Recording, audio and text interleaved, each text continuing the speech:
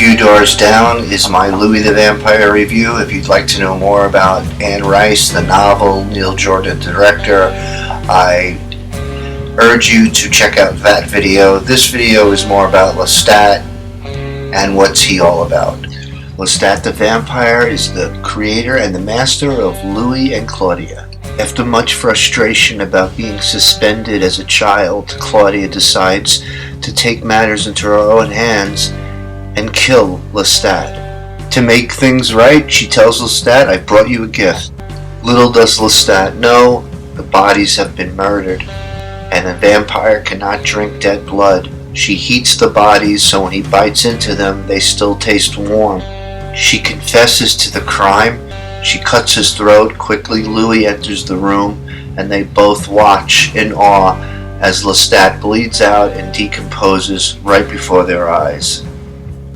Claudia says to Louis, "Should we burn him? Should we bury him? The swamp."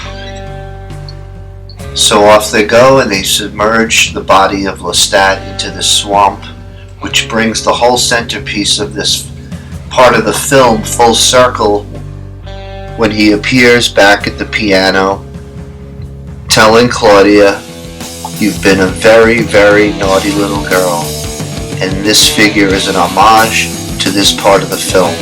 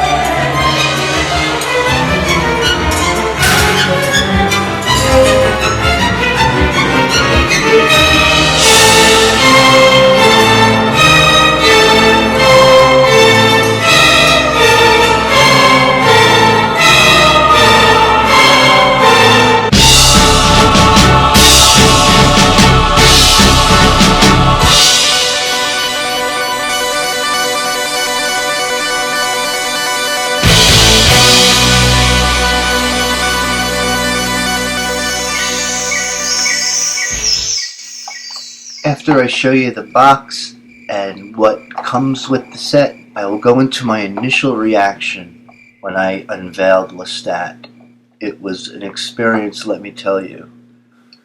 So we have our classic custom black box. No clamshells here, folks.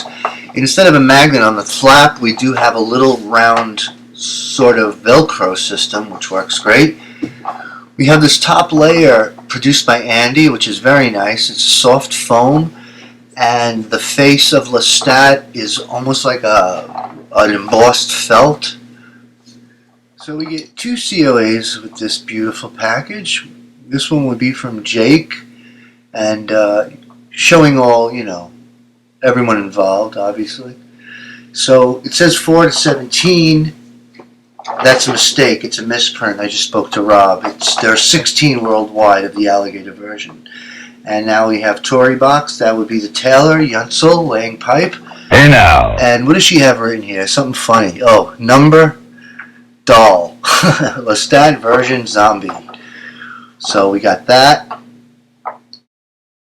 I actually noticed this right away. The top foam layer that covers everything is probably about 3 times as thick as our usual custom box. So inside here, the figure came with the piano hands or grabbing hands, whatever. So we have 2 relaxed hands, and we have this wine glass of blood, which is much more accurate. It looks purple. I don't know what's going on. It is not purple. It is like a brick red or a black red. And it's much more, it's a major improvement, I think, from the blood that came in the Louis figure, the Brad Pitt character, that goes that's a part of this whole run set.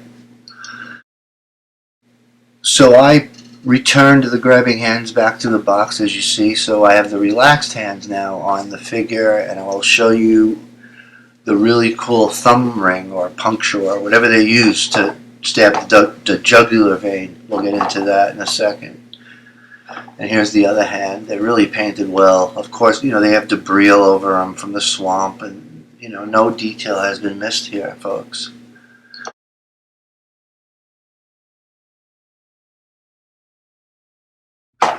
I am so jealous of the guys that do unboxings. I don't do unboxings. It's just not my video style. But this figure is going to have some of the greatest unboxing videos.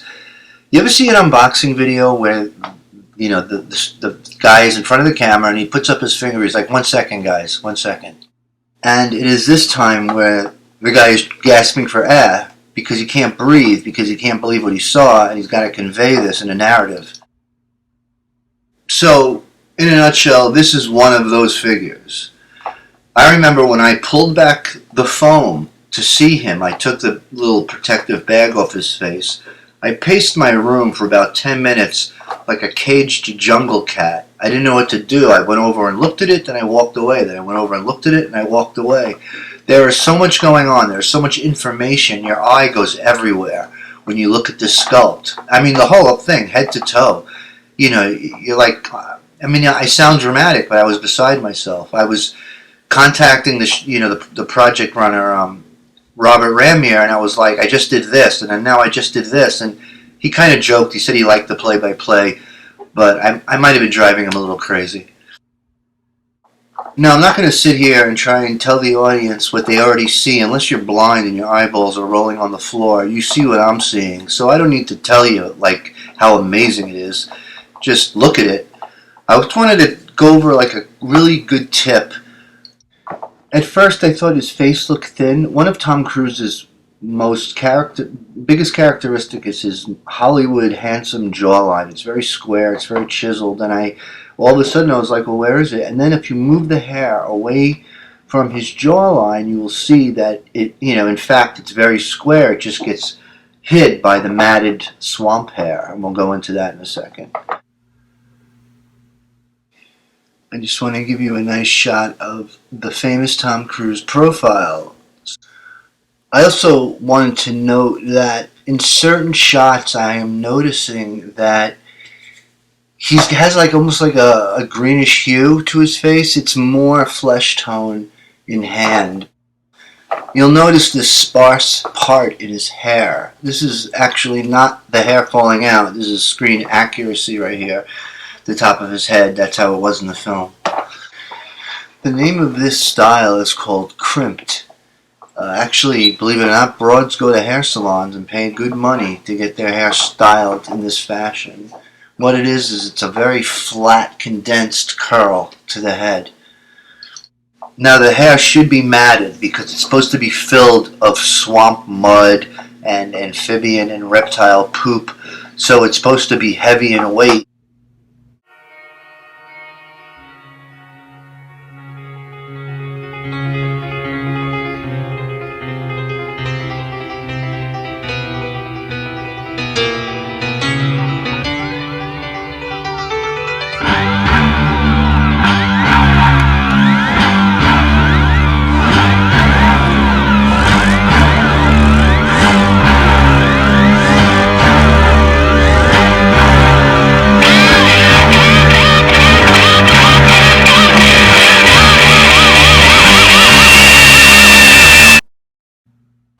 So the original piano was not this color. Jake had to go ahead and paint every piano. The cover lifts up. It's nice. It's more or less I was on the lighter side, plastic, but I'll tell you, displayed with the figure, it really serves its purpose.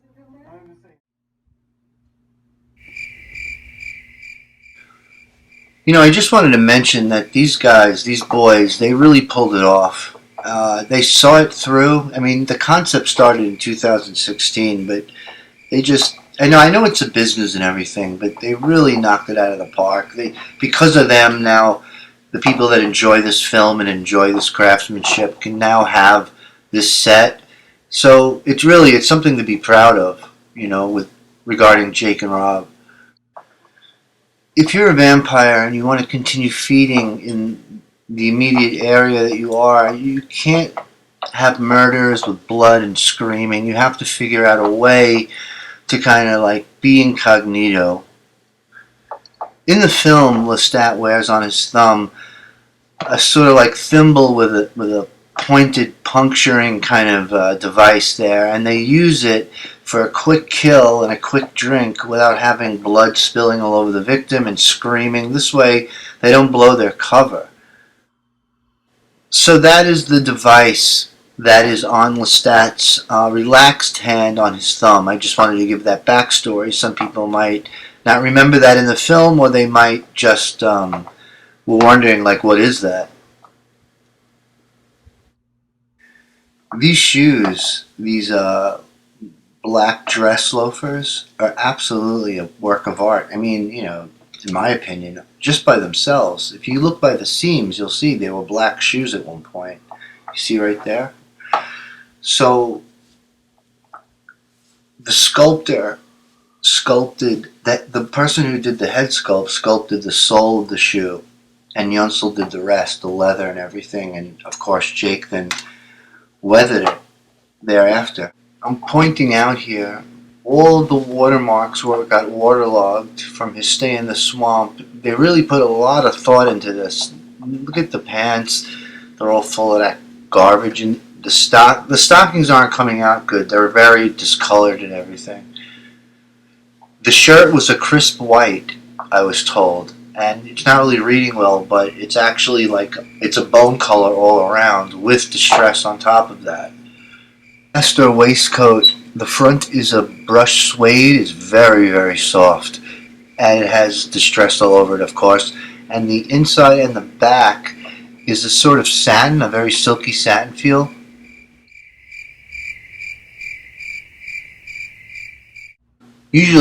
Sometimes, good one.